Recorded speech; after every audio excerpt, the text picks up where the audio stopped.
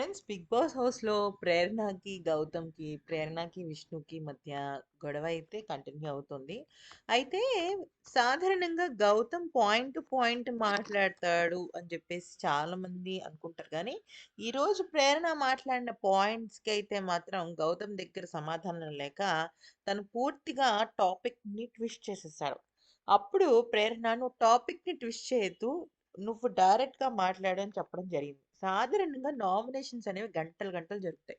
అయితే ఒకానొక సమయంలో ఏమవుతుందంటే అరుచుకుంటారు, కొట్టుకుంటారు. అవును నేనే తప్పు చేశా, జనాలు చూస్తున్నారని కాంప్రమైజ్ అవుతారు. ఇంకా నామినేషన్స్‌లోకెళ్ళిపోతారు. ఎందుకంటే ఇంక పాయింట్స్ చెప్పిందే చెప్పుకుంటూ ఉంటారు. వినేవాళ్ళకి కూడా సోదిలా ఉంటది, అంతా ఉంటది. కానీ ప్రేరణతో నామినేషన్స్ ఎలా ఉంటాయంటే నెక్స్ట్ లెవెల్‌లో ఉంటాయి.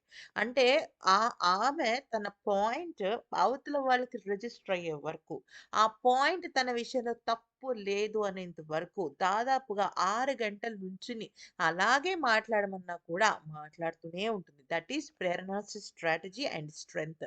తనకున్న బలం అదే. ఎందుకనంటే పాయింట్ తన తప్పు ఉంటే నేనెందుకు తప్పు చేశాను అని చెప్పడానికి ప్రయత్నిస్తుంది. అవతల వాళ్ళు తప్పు చేస్తే ఆ విషయంలో తను మందలిస్తుంది. సో, గౌతమ్ ఆ పాయింట్స్ వినలేక "నువ్వు చెప్పిందే నేను చెయ్యాలా? నువ్వు చెప్పినట్టే ఉండాలా?" అని దండాలు పెట్టడం, అమ్మ, బుజ్జి, తల్లి అనటం ఇవన్నీ చేస్తుంటే, "నువ్వు టాపిక్ డైవర్ట్ చేయొద్దు" అని చెప్పేసి చాలా స్ట్రెయిట్ ఫార్వర్డ్‌గా గౌతమ్‌కి ఇదిచ్చింది. గౌతమ్‌కి కేవలం ప్రేరణ మాత్రమే కాదు, ఇప్పటివరకు జరిగిన నామినేషన్స్‌లో నబీల్ అండ్ పృథ్వీ ఇద్దరు కూడా సూపర్ డూపర్‌గా డిఫెండ్ చేసుకున్నారు. మనకి ప్రోమోలలో గౌతమే సూపర్‌గా డిఫెండ్ చేసుకున్నాడు. మిగతా వాళ్ళందరూ వేస్ట్ అని అనుకుంటున్నారు కదా! అయితే ఈరోజు గౌతమ్ పృథ్వీ విషయంలో చేసింది తప్పు అని ఒప్పుకొని సారీ కూడా చెప్పాడనమాట.